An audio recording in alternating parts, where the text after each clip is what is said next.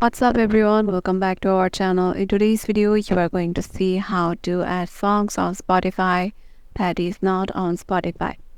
So let's get right into it. Head over to your before heading over to anything, just let me tell you that this is an informative video, and it will be working for both your mobile application and your web. So currently I'm heading over to my website, to my web browser, and once I'm there I have logged in with my Spotify account, and here you can see my liked song and my playlist. And here you have to go to your profile and go to settings, and then as you can see there is no option to add your song in right here because my account is not a premium account.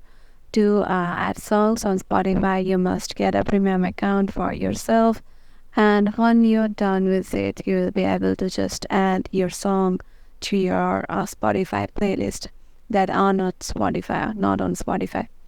And yeah, this is how to do it. Hope this information will help you out, and we will see you in the next one.